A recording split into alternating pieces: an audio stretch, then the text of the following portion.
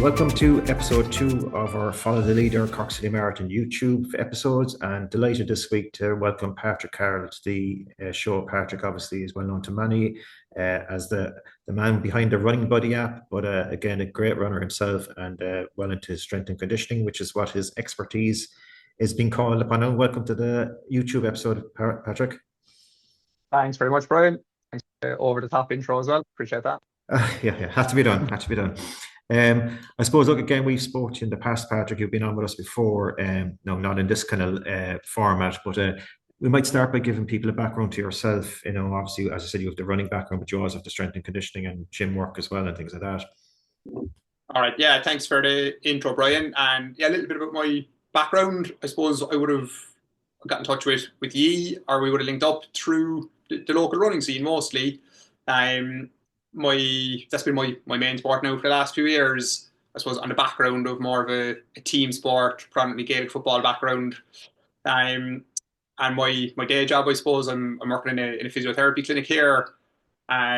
Before getting into that line of work, would have done an undergraduate course in sport and exercise science, which kind of moved me into the strength conditioning side of things. Would have worked in that side of it through personal training and working with teams, and then the interest developed in physio and ended up working in the NHS in London for a 5-year spell. Would have had a lot of runners coming through the clinic there. There was a lot of younger people in the demographic I was dealing with, and definitely drawn to managing those cases. And would have, pretty quickly started to figure out that a big part of why these people were coming in was they were doing a good bit of running, but not a whole lot else. And part of their rehab plans, it always came back to strength conditioning work, which I was biased towards anyway from previous training. And I suppose that's led me into working with runners locally and not so local, I suppose, through the online side of it in the strength conditioning capacity. So that's a little bit about, I suppose, where I'm coming from and how I'll hopefully be able to help the guys involved with the Leaders Programme. Yeah, and I suppose, look, you kind of touched on it there yourself, but like we go back, you know, again, I have similar background to yourself really, but you know, you go back maybe 10, 15 years ago, there wasn't much talk of strength and conditioning or any of this stuff, and it seems to be becoming more and more popular, and one from, you know, to help you as a runner, but two, for injury prevention. But maybe yourself, like the importance of strength and conditioning for every runner. I think some people think too, you know, maybe it's the elites that do it, you know, in terms of an everyday runner. Yeah, you're right there. It's definitely something that's getting more coverage over the last maybe 5 to 10 years. In the last couple of years, I would say it's getting a lot more coverage even through social media and the influencer world, which has positives and negatives. Like the awareness is there. Some of the advice maybe not, you know, in line with what you'd hope. But when you kind of peel it back and you know, start to look at, okay, if somebody's considering strength conditioning and they're trying to answer the question themselves of why should I be doing it, you know, there are some fundamentals there that are true to everybody at any level of running, really. And if we're going back even further than that, like World Health Organization guidelines include resistance training. Like everybody should be doing some sort of strength training for general health. And when you start to look more closely at running, then, you know, it makes sense for a lot of reasons. And, you know, you chat about it all the time, the podcast, that a big part of people enjoying running and being able to improve is being able to run consistently. And if strength conditioning is part of your overall training, it increases your likelihood of being able to run, you know, week in, week out. So clearly running puts a fair bit of stress on the body. Yeah. And part of what you're looking for from strength conditioning programs is you're essentially stressing tendons, bone, ligament, muscle with the view to increasing the amount of work that they can handle. Mhm. So when your training week goes from 25K to 30K, you have a bit of a buffer there, like the structures that you're putting under more load, they can handle it. And they've been exposed to it and they're ready to go. So from the injury prevention side of it, that's the kind of basics. You're improving the resilience of the tissues you're putting under pressure. And I suppose people then, as they get more interested in running and they've built up, a pretty solid training history, pretty quickly attention turns towards the performance side of it. And if you're looking at covering all your bases and improving performance, you've extra benefits from the strength and plyometric style work then. Mhm. So like running is essentially about force production. You have to be able to put energy into the ground and the ground propels you forward. If you've a better ability to produce force through muscular contraction, you're going to be able to cover more distance for each foot contact, and that's clearly a positive. You get a better return from things like your Achilles tendon, which is a massive part of running performance. And if we're getting slightly more technical about it, your running economy tends to improve if good quality strength and plyometric work is in your program. So Mhm. the cost of running at a given speed essentially is less. Yeah. So I think that's a pretty decent case to include it. Mhm. And can I ask Patrick, like again, we'll get specific on the leaders in a minute there when we come into it, but I'm sure there's plenty of people out there of similar background, and like I've often come across people who say, oh yeah, I don't need strength and conditioning specific to running because I'm doing weights in the gym or something like that, or maybe my job is physical. Is that something that's true, or is it something like, as you touched on there, like your specific muscles like the Achilles and things like that? Do you need to target specific areas specifically for running? Yeah, I think so. If you're looking at getting the most return out of the time you put into your strength conditioning work, like the manual work side of things isn't really going to cut it because the types of forces required in manual jobs, unless you're hopping around the place, they're not really going to be specific enough to running. Mhm. Um, if somebody's going into gym and generally strength training, that's definitely a better spot to be and a pretty good starting point. But a lot of gym programs, if you're looking at mainstream, commercial gyms, I would say it's rare enough that people are doing exercises that target like from the knee down. So people don't tend to do, calf or soleus work or anything that's specific to their Achilles. And I would say it's rare enough that people would have kind of plyometric style exercises, so jumping or hopping in a typical gym program. Somebody who's doing general gym training, it might be tweaking it slightly, allows them get pretty good benefits. But I do think there's a case to be made for including a program that's tailored towards running. If one of your goals is to become quicker in a park run or run a marathon at a certain time, if that's the primary goal and your strength work is to support that, there's definitely ways to nudge your training in that direction. Equally, if you're looking at keeping yourself healthy and you enjoy doing a bit of running, but you also want to be able to do what you want in the gym, that's fine. Like that's going to be good for you. You may not get as much transfer to your running, but that's fair enough too. Okay, very good. Okay, so last week, obviously, we introduced people to our leaders on episode one, and again, it's great to have someone like yourself involved, and you've been very enthusiastic in the few discussions we've had already. But you're going to work closely with these guys as well. So maybe take us through some of the backgrounds of the people and how maybe a plan could be different for different types of people. Yeah, I'm looking forward to getting to know them a little bit more. I've kind of touched base with each of them through a few messages. I've chatted to Padraig, um, and probably more importantly, I've chatted to Kieran as well, as the marathon guys are going to be kicking off their training a little bit sooner.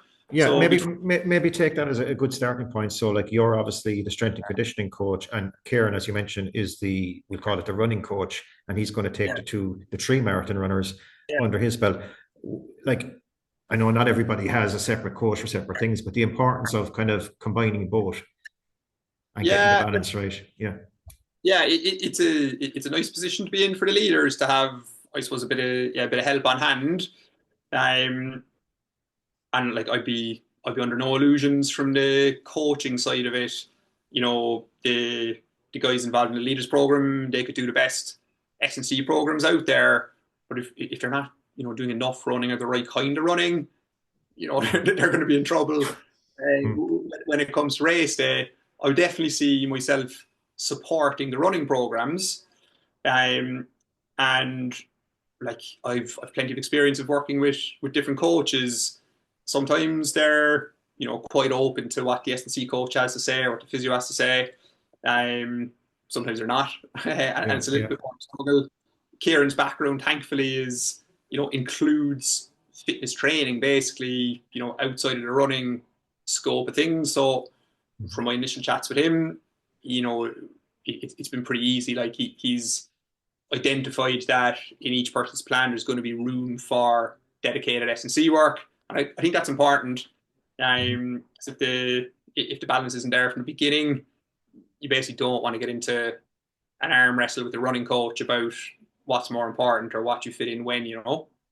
Uh, You mentioned Padraig, right? And obviously Padraig, he's been very open as well, and he describes himself as a middle of the pack, middle-aged runner. Um, the more like he's probably a bit different, but again, a lot of our followers will be of similar background. Again, the importance of maybe as you age and strength and conditioning in running.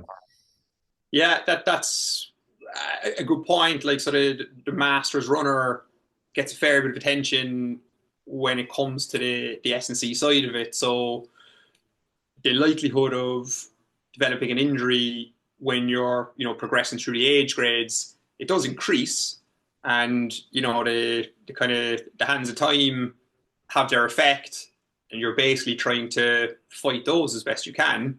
So Padraig and, say, like Ashley or Owen there, probably the other side of it, there are differences there in the rate of like muscle loss per year, for example, just from Mhm. aging. There's a loss of like fast twitch muscle fibers as well as you get a bit older, which is something that would definitely be um, coming into your thinking with the planning side of it. And the like I suppose the training load for Padraig as well is going to be something that he hasn't experienced before, really. So he's looking at his first marathon there. He's on the older side. I'm sure he won't mind me saying. So for him to be preparing the tissues that are going to be challenged more, I suppose purely from the S&C load management side of it, he needs to be ready for that. And as somebody of his age profile, uh, like, there's even more of an incentive to include it. So it's actually more important, you would say, than someone younger. I would, to be honest, like, yeah. Yeah, yeah, yeah. I'll let Damien edit in here and crack his joke. Well, sure. Look, we're used to it. We're used to it. Okay, so take someone like, okay, so we have Padraig, as you said, one extreme, and then you have someone like Farrell who does a lot of work with the gym. How does that work then with yourself as well? Yeah, I'm actually really looking forward to chatting to Fergal. We've had a few messages back and forth, and we're due to chat tomorrow. So it's going to be an interesting one because, from what I can tell, he's plenty of experience in the gym. He's CrossFit coach, I think, so he's competent with, a wide range of gym exercises, and he just loves it by the sounds of it. Mm, mm, So really, like, I want to see how he's thinking of fitting the running in. yeah, Because again, it's going to be like a change to his typical week. If Kieran's asking him to fit in 3 or 4 runs, I want to know how he's thinking about, okay, am I going to keep 3 or 4 hard gym sessions, or do I need to pull it back a bit? And if yeah. so, what should I be prioritizing? But from, I suppose, the training background side of it, a couple of things would stand out there. Like, currently, he's doing a fair bit of strength work, so that side of it should be a strength for him. He Mhm. also has a pretty good sporting background in in team sport. So like anaerobically, he probably has quite a good base for things like repeated sprints. Um, so should be using that to our advantage as well. He probably likes that type of training. So Hmm. keeping some of that in there is important. And if you're clever with that, it can support trying to develop more of the aerobic work he'll hopefully be up for doing through Kieran's Yeah. programming. And is again, I think like we've touched on this already, but like is Fergal like again, okay, he uses gym quite a lot in his week, as you said. But again, like you're coming at it more from a running side, like and again, is that message of getting the strength and conditioning that's associated with specifically running muscles different to the everyday gym work? Yeah, like I suppose that's what I'll be. I don't want to be coming across as overly prescriptive when I'm chatting with Fergal, like respecting his background, but I'm pretty sure he'll kind of already be open to the fact that what he's doing, if he was designing a training program for someone, I don't think he'd be programming, high rocks based sessions or CrossFit based sessions. I think he'd probably be okay with maybe having a little bit more of a focus on the say the plyometric side of it, Mhm. specifically the kind of hop based work. And what I genuinely think will be the main strength conditioning question with Fergal is like the overall say energy expenditure or load management. So if he is a 30K run on a Sunday, like does he really think it's worthwhile doing a really hard high intensity gym session that might leave muscle soreness for a day or two, on the Thursday or Friday? Yeah, They're yeah. the main changes I would see to his, typical kind of routine at the moment. Mhm. Okay, So interesting. Yeah. it might be cutting back sets, or it might be taking out two or three Mhm. exercises from his planned session. But Yeah, they're very yeah, good. Very they're the good. kind of And conversations. we'll try Angeline. She's probably part of the same discussion in some ways, but again, maybe slightly different character again. But again, Angeline's plan maybe. Yeah, so Angeline like has a very different background from the running side of it. So there's clearly a pretty good base there aerobically with I think 7 or 8 marathons under her belt, even though there's been a bit of a gap. Um, and that would give you a good bit of evidence that she leans well towards that type of training and probably likes it and responds well to it. I don't know as much about her day-to-day strength work at the moment, but it looks like there's a fair bit of work, say, with Fergal or on the CrossFit side of it. And again, like they're both people who they don't have all the time in the world to be training, even though you might think of it if you look at the amount that they're doing. So they're obviously making a huge effort to fit their training in. And it'll be a similar chat with Angeline. Like I'll want to see her time availability overall for training, figure out how many strength or gym based sessions are reasonable, and then really try and get on the same page with her about what's going to be most appropriate. Yeah, I think we had that chat before. I think it was the last time you were on. I know Damon has spoke about it once or twice when he kind of got into more strength and conditioning work, and he was kind of saying like he would have been a 5 or 6 day a week runner or trainer, and when he took up strength, like he was like saying the benefits of dropping one of the days of running to do his strength and conditioning, and like you just have to get it in there if you want to succeed. Yeah, I think so. Like it's always something a runner can be reluctant to do. There can definitely be a mindset that, like in all cases, higher running volume is better, but like that's not always the case. There definitely needs to be enough running volume to get you to where you want to be aerobically or prepare for the event. But if you're doing enough, to provide a novel stimulus, I suppose, or a different type of stimulus that can make the running you're already doing feel a little bit easier, which is essentially what increasing running economy means. And that's pretty well linked to strength training. That can make a massive difference to how somebody feels um, they're doing, I suppose, when they're comparing, how fit am I feeling on my 4 or 5 days running a week compared to now that I'm adding the S and C in, like, is it similar or is it feeling a bit easier? Yeah. we move on to the half. So obviously, again, the half is quite intriguing. We have Aisling, who, again, she's told us her story, a bit about her background, Yeah, extremely competitive runner, achieving yeah, great times, with doing a lot of it on her own, really, in fairness.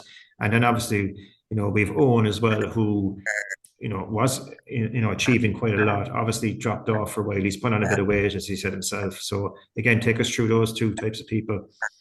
yeah. So these guys, I've probably spoken to less individually, but I've gathered a bit about their backgrounds from the episode they did with you last week. Um, and yeah, again, like what's interesting with them is Ashling, like currently is running well from what I can tell. Mhm. Um, Somebody who'll be, keen to perform at as high a level as possible, and sounds like she's like her running volume or running frequency is pretty high. I don't know what she's up to at the moment, S&C wise. I'll get a chat with her next week. So I suppose what I want to establish is there anything at all in the routine at the moment? If there's not, I want to see how open she's to introducing it. And I think there'd be very Yeah. good scope. Like just thinking of that last line you mentioned there, like we said, someone like Ashling who's, and I'm sure there's plenty other examples out there, someone who's a really good runner, very competitive, getting good times, but no strength and conditioning. How much can they possibly gain maybe by introducing strength and conditioning? I know you can't put it down to seconds or minutes, but is there a percentage gain or something like that? Um, so that's a good question. Like I suppose the and like what I'd be trying to draw a lot of my information on or answer to the question on is like what do we know with a pretty good evidence base, from the scientific literature, and like there's pretty good quality evidence showing there can be a 2 to 8% improvement in running economy Okay. um, in middle distance runners. That comes true into larger distances as well. There's studies out there as well that look at time trial performance as one of the objective markers of how well people improve. Uh, and to the best of my knowledge, there's people can take 30 seconds to a minute of kind of 5K time trials with blocks of S&C work, Mhm. while keeping their regular running the same. Um, so I can do a bit of digging and send John a little bit more info about like what people actually see in studies. There's loads of anecdotal evidence about people changing their S&C work and getting better improvements. But like when it's out in the wild, when it's regular people, there can obviously be loads of things influencing how they perform on a race day. But yeah, you can you can make significant Just improvements. gains, like yeah, yeah, yeah.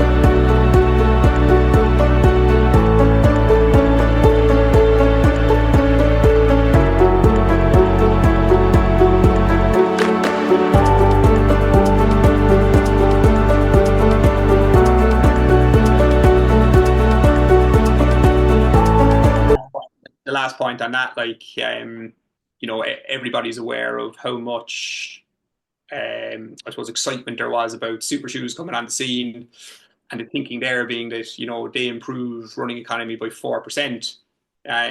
So if we're saying that there's studies out there that show pretty well that strength training can bump it up in the kind of 2 to 8% range, that gives you an idea of I Huge, yeah, suppose, huge. I'm Yeah. not trying to hype it up too much either. Like, No, no, no, absolutely. And I think like, and again, specifically for Ashling, I think, when she's ticking the boxes of, as you said, her running volume, you're looking for where else can I make the gain maybe, and maybe this is it for someone who, and again, someone in similar position, because whether we like it or not, I think the majority of runners I talk to either don't do strength and conditioning or don't do enough of it anyway, at least, you know. Yeah, Um, Owen, I we'll think take on to Owen as well. Owen is obviously, and again, I know these are the half marathon people, and you haven't fully gone into talking to these people yet. But again, take Owen's character now again. yeah, Owen is an interesting one too. And like even looking at his background there, or listening to him chat about it, like to be a really good 800-meter runner, like there's always a mix of kind of performance profiles there. So like, and I suppose the training he would have been doing when he was younger may have included some good quality S&C work. So he may have a decent base in it. Um, what would stand out most, to be honest, with Owen is he, was pretty honest there about like the weight management side of things as he's trying to prepare for the race.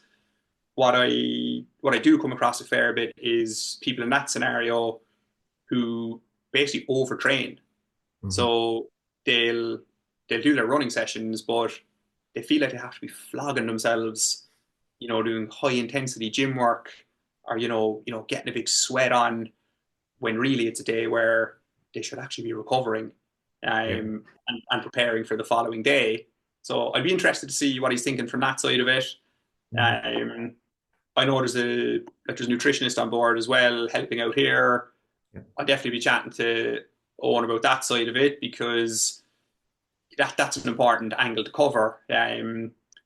Like it's also probably underappreciated that if people are taking on challenging training programs and also conscious of weight management, you can end up like missing your required fueling targets or your overall nutritional needs by quite a lot.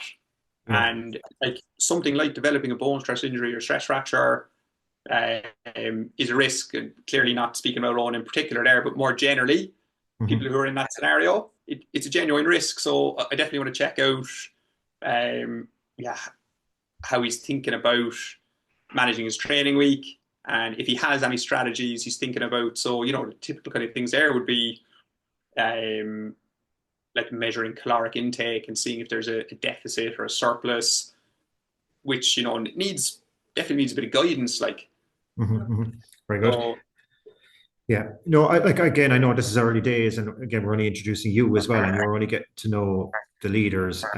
So I think that's again, like I suppose in a few weeks' time, we'll get you back on again and see who's behaving maybe and who's not behaving, and how it's going for them all. But just to bring it maybe away from the leaders for a second, we'll talk about the running app as well in a second as well. But maybe just a runner who's possibly watching in or listening in right now, um, is there certain key exercises that every runner should be doing? yeah, that's a fair question. Like I suppose I think every runner would benefit from some sort of rebound type exercise, so some sort of hopping. And again, going back to the research side of it, like there's some pretty cool studies showing that like people can improve time trial performance literally from doing a skipping program, Mm-hmm. which is basically more structured hopping, and it targets the key areas, so Achilles tendon and calf muscle, are the predominant targets there. So some sort of hopping, starting it at a low level, is typically a good idea. 10 to 15 double leg hops, pogo hops, you hear them called a lot. A couple of sets of those is a good starting point. There's loads of room to progress it or make them more complex. I do think runners should be doing something that's more of a strength focus for the calf complex. So the gastroc muscles and the soleus muscles. The most straightforward exercises there are something like a double leg heel raise or a single leg heel raise. You can do it off the bottom step of the stairs. Um, they're definitely relevant, even at the higher end, like elite runners are doing those types of exercises. Yeah. Um, and the other kind of exercise then I'd be keen for everybody to do is something where you've the opportunity to develop high levels of force with the muscles in the lower body. So something where you're stable, so where both feet are on the ground. So if you've gym access, something like it could be like a deadlift or a trap bar deadlift where you're picking something up from the ground, or Hmm. else where you're holding something and squatting down and getting yourself back up. And Right. doing those to a pretty high intensity is a good idea. Yeah. And one final question before we move on again, like, is it better? And again, I'll start with someone who's doing nothing maybe, or doing someone who's doing very little. Is it better that they maybe try and put aside 5 to 10 minutes even a day and do it regularly, or say, oh, on a Saturday, I'm going to go to the gym for an hour and a half? And or does that make a difference? There are different ways to tackle it. Like I would probably be more in favor for somebody who doesn't do it at all of trying to introduce small bouts of it, but Mhm. being able to do it, consistently on a weekly basis, even if it's, if it's 5 to 10 minutes, you might fit it in 3 times a week. It might Yeah. be directly when you come in after your run, you could pick even one muscle group or two muscle groups and spend 5 to 10 minutes, and then you forget about it and move on.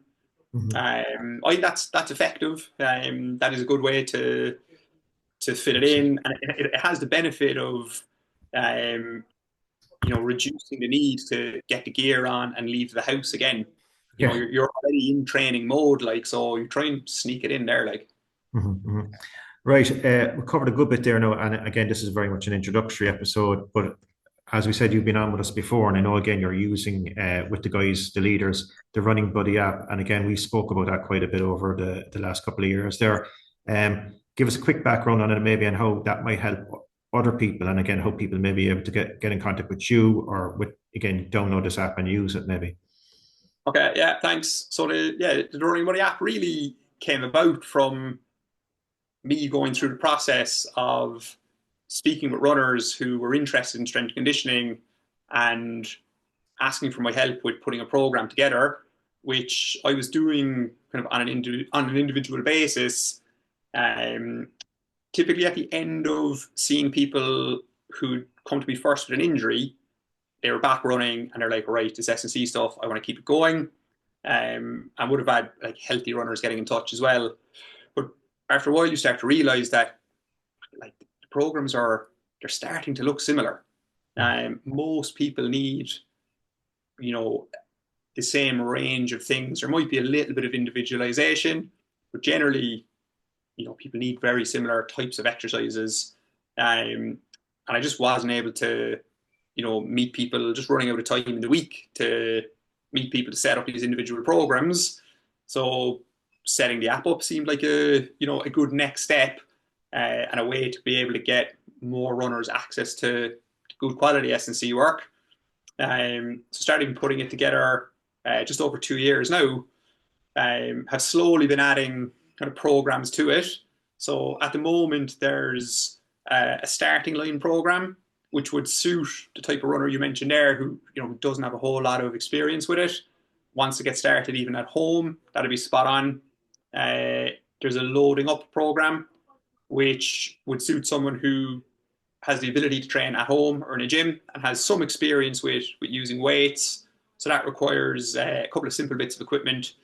And then for somebody who's a bit more experienced with strength training, the newest program on the app is a gym-based program. So you can get yourself into the gym and work pretty hard with decent weights and that. The So, other things I so, so in many ways, it's like having a strength and conditioning coach in your pocket. well, I suppose the fact that I answer messages people send through the app, you kind of do, yeah. Yeah, yeah. Um, so yeah, like it is a good opportunity for people who are interested in it. Um, I suppose to access programs that are designed for runners, yeah, by somebody who's interested in running themselves. Mhm. And I kind of like to think that's an important bit of people signing up as well, is that, on a daily basis, I'm getting queries from people about, um, I'm not sure how to do that exercise, or can I swap that for anything else? So being able to help with that, I'm really happy to do. Yeah, yeah. Matching people up with the right programs is something I do a lot within the app as well. Mhm.